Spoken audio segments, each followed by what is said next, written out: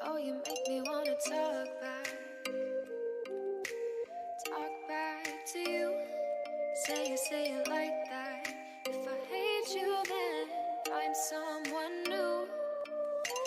Baby, but you know I never will.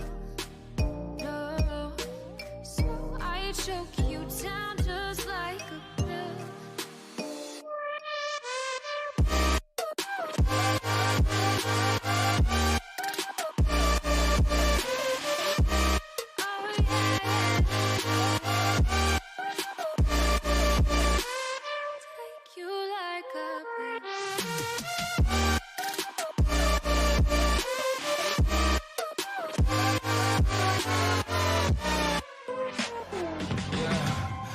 Never ever find the right words, and there's no way this is real life.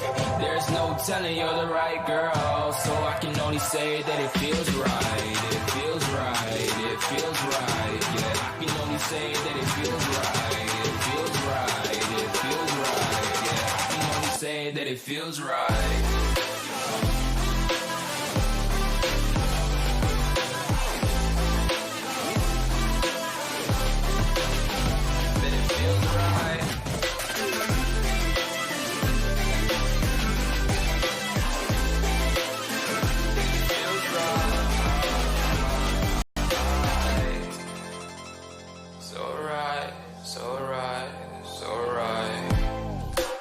Going with the gut, never had a doubt, felt like this is just a must. Put me in perspective, I'm the deepest in the cut. Everybody tuning in, but this is just for us now. We know I ain't ballin' yet, hoes wanna holler, oh no, I don't call them back. Girl, let me see you hold it down, we gon' have a blast. Cause I just wanna know what you gonna do with all of that. Ain't gotta say a word, I know what's up, you can have it all.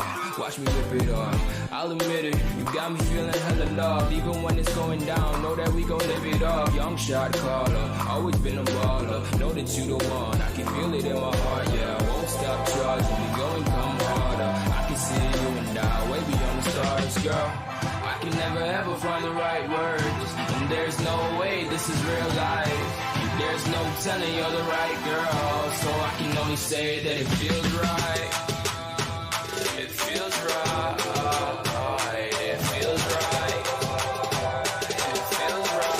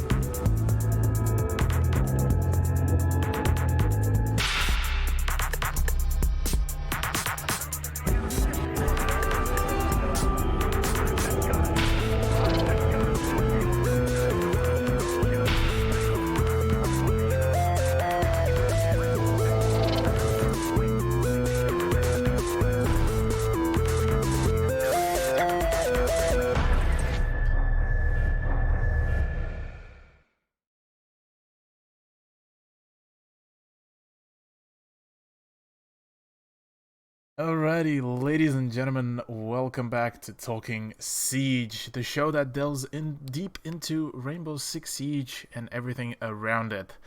My name is the Russian Cthulhu. Today I'm joined by Sky, and unfortunately, Dev could not make it for today's episode just due to feeling unwell. So let's wish him a getting well very quickly. We just couldn't pay him enough. Yeah, We just decided not to rock up. yeah, just the payment wasn't big enough, and post MEO was just things didn't work out. But nonetheless, before we get into the episode, we do have a quick mention. We do have still the Ubisoft Experience tickets still on sale. So you could find at the ticketek.com.au. You look up Ubisoft Experience Sydney, and you get to still buy the tickets to this wonderful event, really, where you can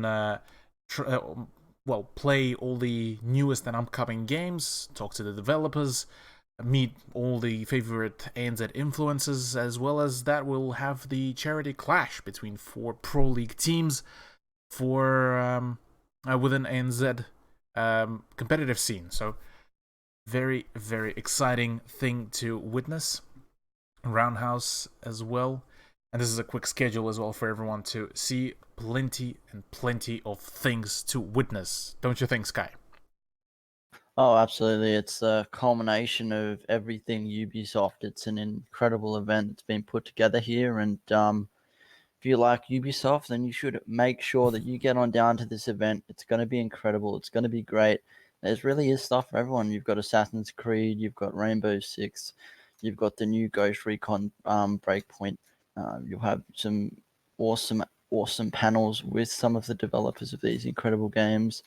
Really, what's not to love? If you're in the vicinity of Sydney, which is where this event's being held, the Roundhouse, at Sydney, get down. And even if you're interstate, then maybe consider if it's something that you can make your way down to, because it's going to be incredible. September 14th and 15th. That is not this weekend, but the next. So, Correct. Yes. Get on down. Moving on, though, we do have a quick announcement. Well, not announcement. Quick news about within the Rainbow Six / Ubisoft official news, which is the Ghost Recon Breakpoint beta starts this week at September 5th, where you get to, I believe, play through the actual story mode. As well as that, I do believe they will be including the PvP mode test, which straight away from the launch will have dedicated servers. It will be, all the maps will be handmade for that PvP service, for the PvP experience exclusively, and just the whole experience will be catered from the ground up, which is actually quite an exciting thing, and I'm actually quite keen to sink my teeth into the PvP experience, especially in a game that is this gorgeous as Breakpoint, really. Yeah, I'm so excited for it. I've been sitting in the production room all weekend and watching the Ghost Recon Breakpoint ad on repeat every single time, and gets me more hyped with each iteration.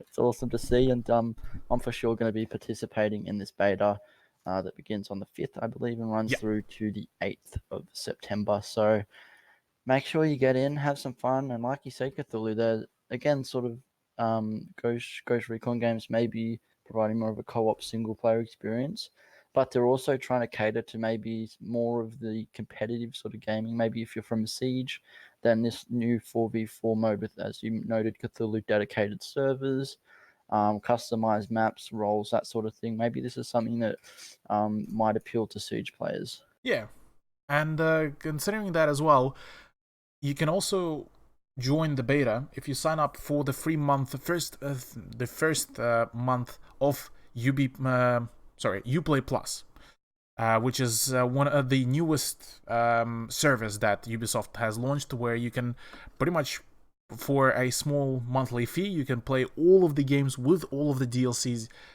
If you have friends that wanted to try Siege, Perfect time right now because they will get access to all the newest operators, all the newest content. Same as any other games. Assassin's Creed, you got all the DLCs. Access to the Breakpoint beta, you got that. Any Watch Dogs games, again, all sorted.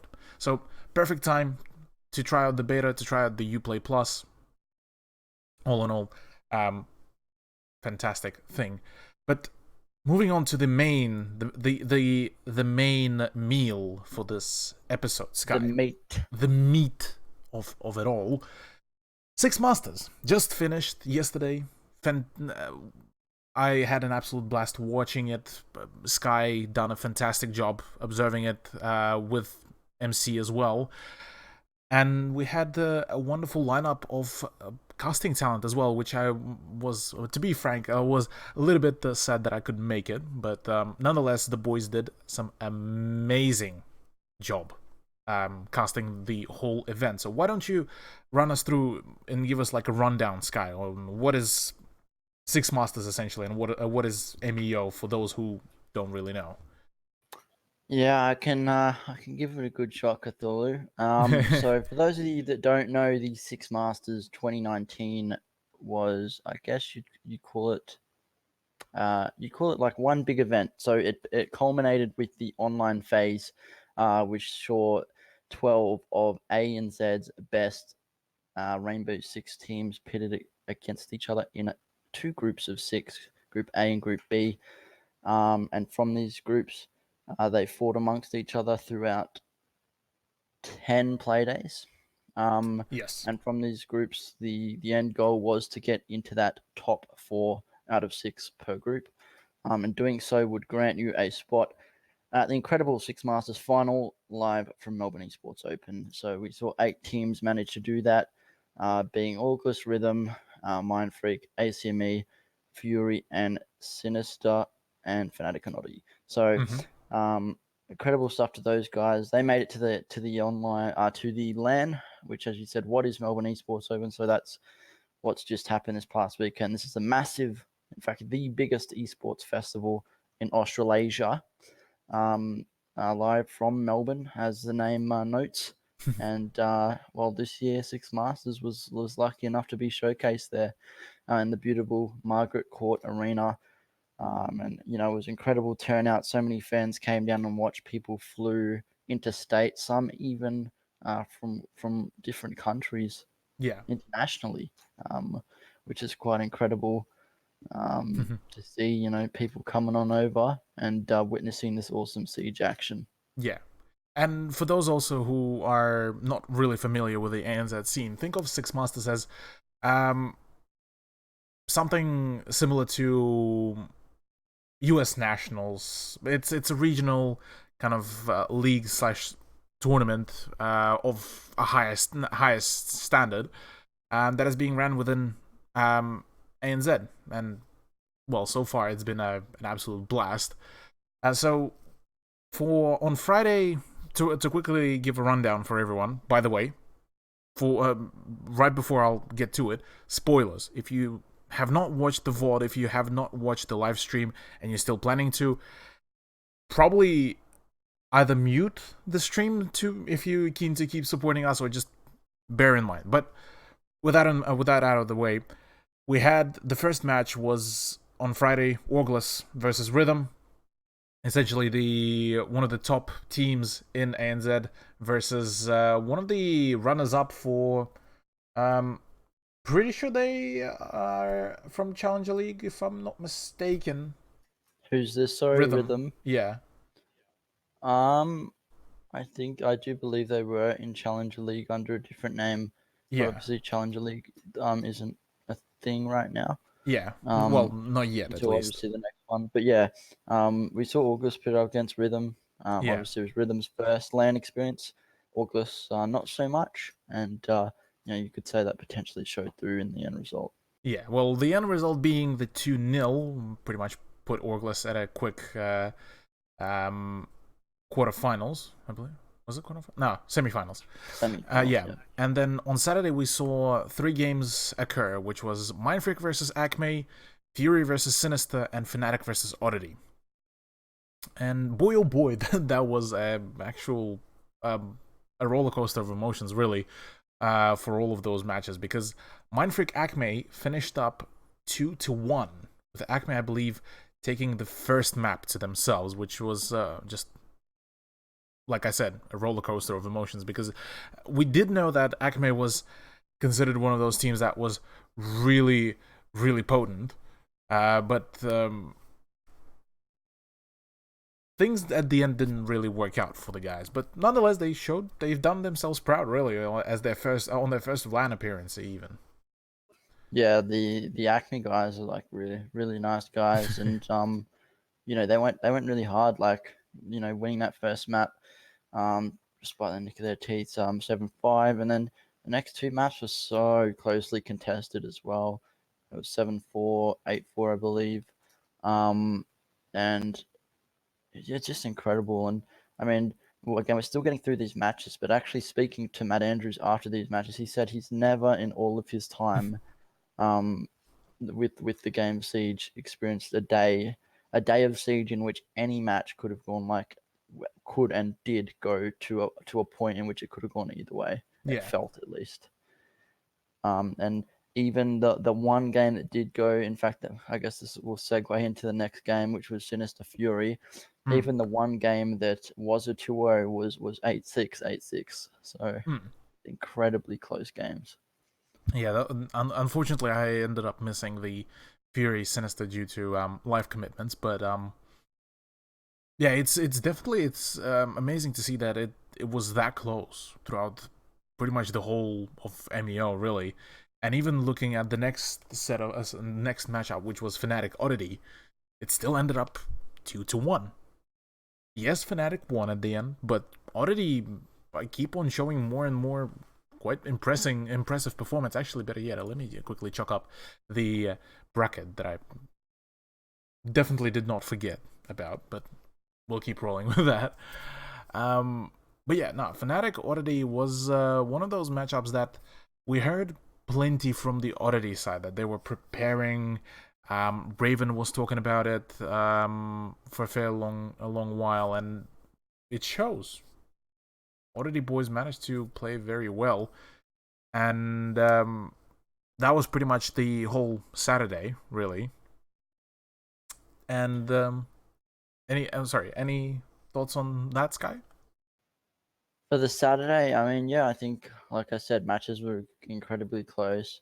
Obviously, we saw 4 teams get knocked out, unfortunately, in Rhythm, Acme, Sinister, and Oddity. But, you know, something that I really, I guess, again, this may be jumping forward a bit, but something that I really liked about this LAN was that for a lot, again, after a LAN, obviously, if you come out not on top, you know, it'd be a sad time.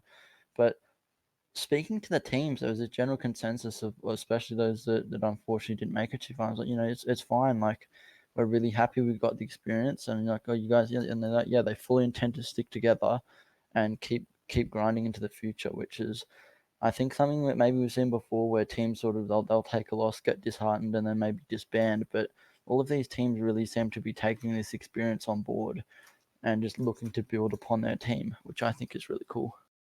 Oh yeah, it definitely was. And just seeing that it pays off, like sticking to some of the rosters, like Acme pretty much were sticking to it for a fairly long while, same as Fury, same as Sinister, and all of those teams that participated, it all paid off in one way or another. But to get to the last day of Six Masters, it was Orglas Mindfreak matchup and Fury versus Fnatic, and then came the grand final. Orglas Mindfreak actually went again 2-1, and Orglas kind of looked. I remember Dev mentioning it. Actually, the whole casting desk mentioning it, that Orglas felt a little bit off on their first matchup, like on the first map. Sorry, on this second map. Yeah. No wait. Yeah, no, it was the first map was the one they lost 3-7 to MF. And it was definitely was a little bit alarming to pretty much anyone who was cheering for Orglas at that point.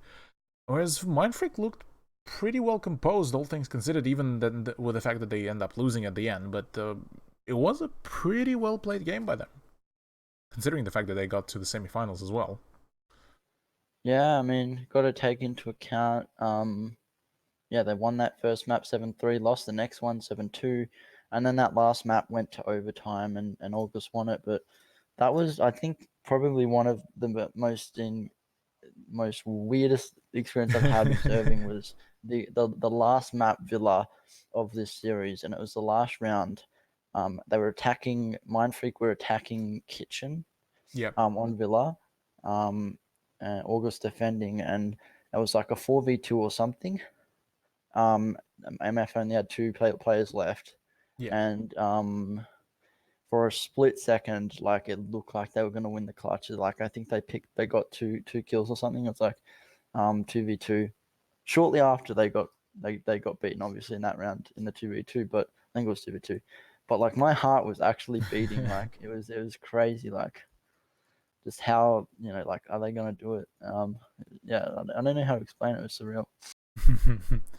It was definitely a very peculiar match to witness, but we also had the Fury versus Fnatic, which went pretty confidently into the hands of Fnatic, albeit that Fury did manage to show a fair few times before that they were able to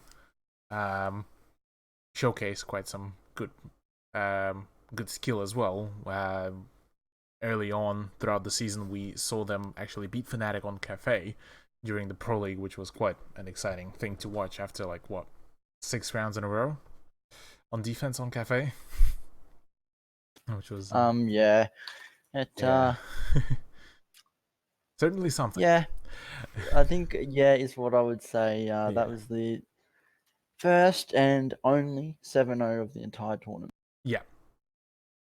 So, And then it could have gone better. And speaking to the Fury guys, after that first round, like they're just like, look, we're just happy we didn't get first rounded. And who can blame them? No one wants to get first rounded, and good on them. They made the semis. Yeah. They didn't go much further, but hey, it's still we'll progress. leave it at the semis. Yeah, well, leaving it at the semis is not the worst thing at all, and by any means, massive congrats though to Fury for making it this far, considering Absolutely. that there were like so many heavy hitters. But then we had Orgless versus Fnatic, which saw Fnatic graciously win the Six Masters, claim the title of the best ANZ team, but it was a scoreline of 2-1, with Orgless initially taking the first map in a very convincing way as well. I think it was something across the lines of 7-3 as well. Yeah, that first map was a 7-1 actually. Oh, 7-1. So incredibly dominant against Fnatic, like. And I remember after that first map, you could just see like Orgless were hyped, like they really felt like they had it under control. And I mean, after winning a map 7-1 against, what is now, I guess spoiler alert, Fnatic won the event, what is now known as the best team in the ANZ region.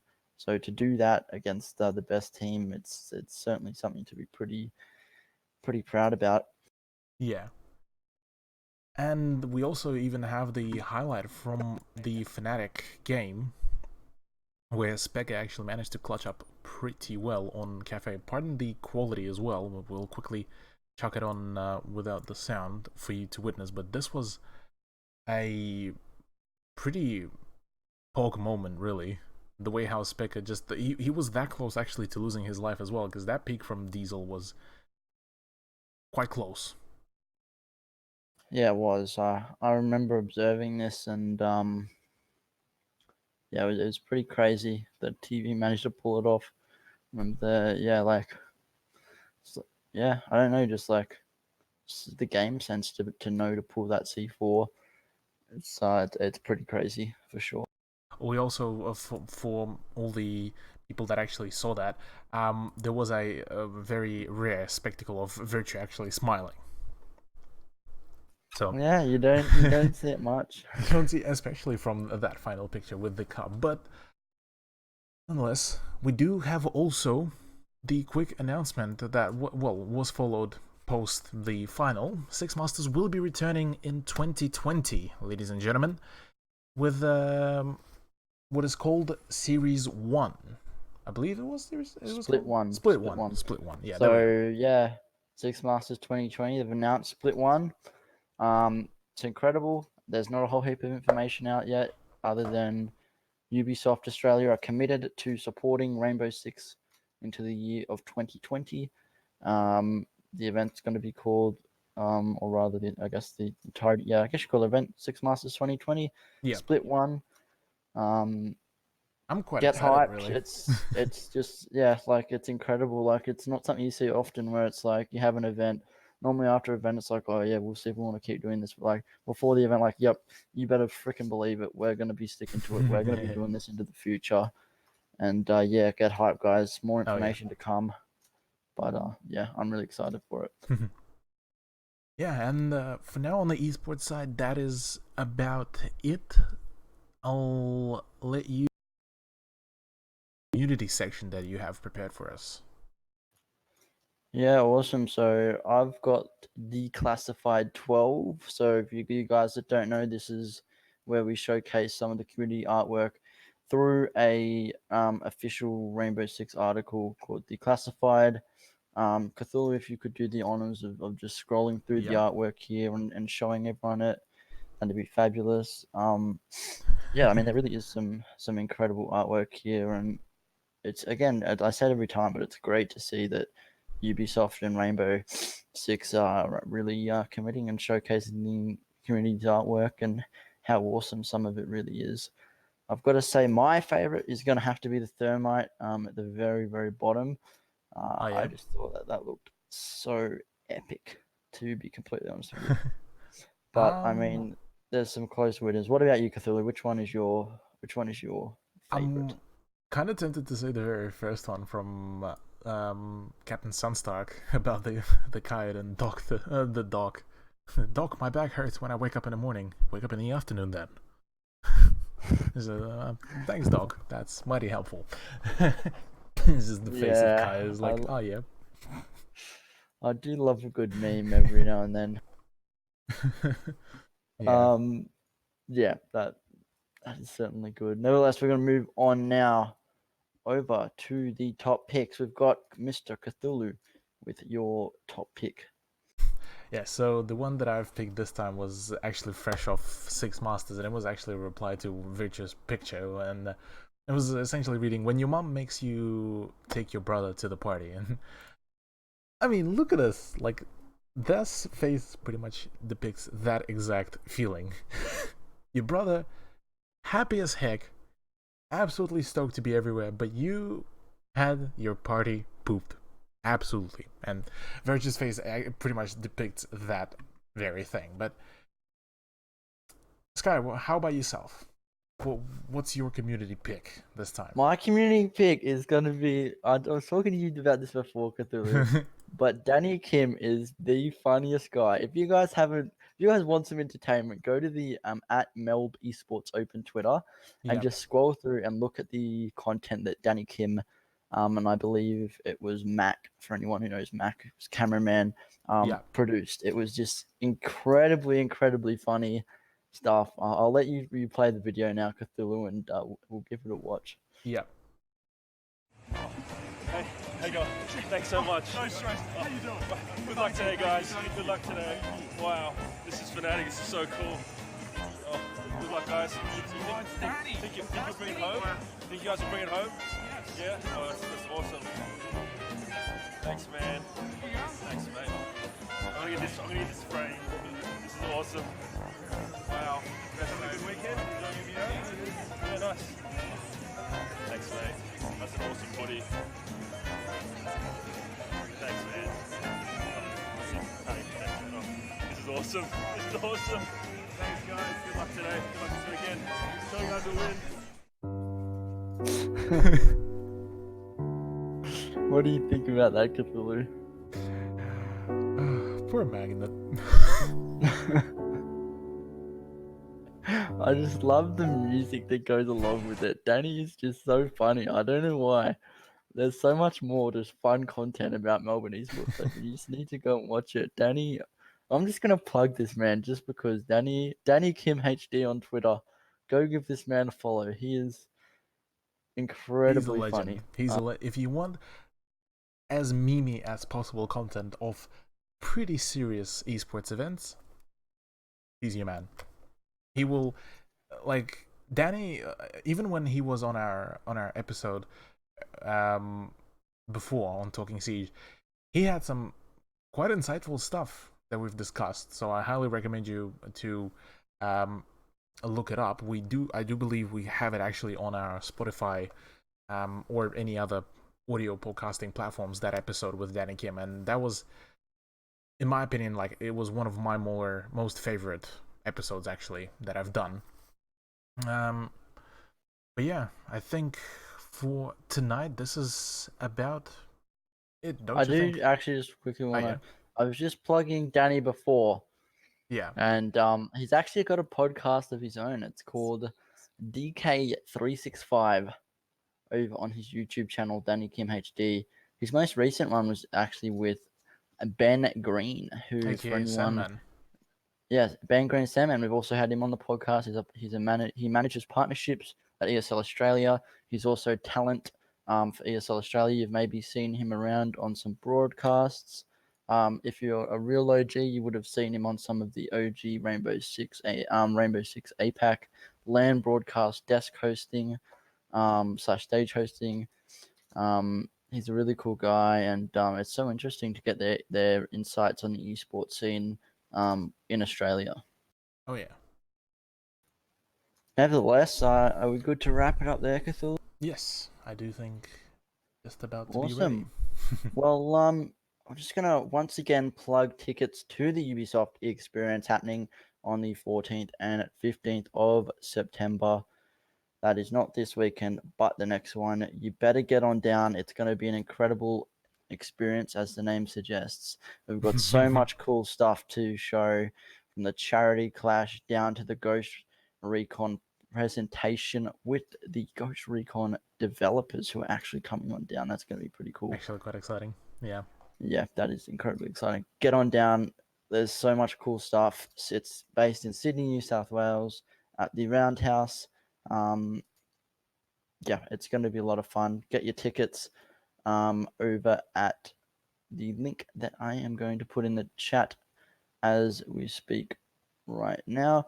But it is going to be an incredible experience.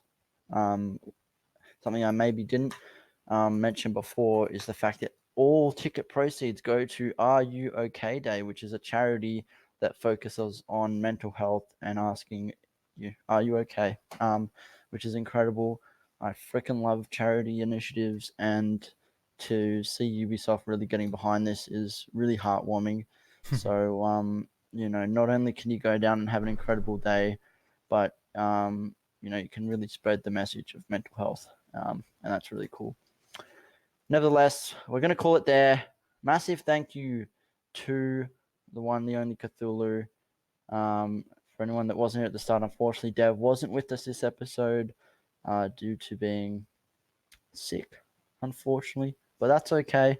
Me and Cthulhu, I feel, had a very insightful conversation about the Six Masters, and it's been an absolute pleasure, mate, doing this with you.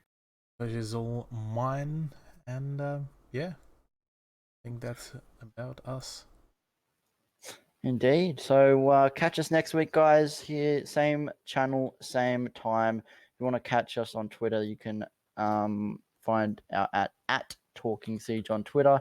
If you want to chuck us an email, it is talkingsiege@gmail.com. If you want to listen to us on audio versions, we are on SoundCloud, Spotify, iTunes, and any other podcasting platform that you may use.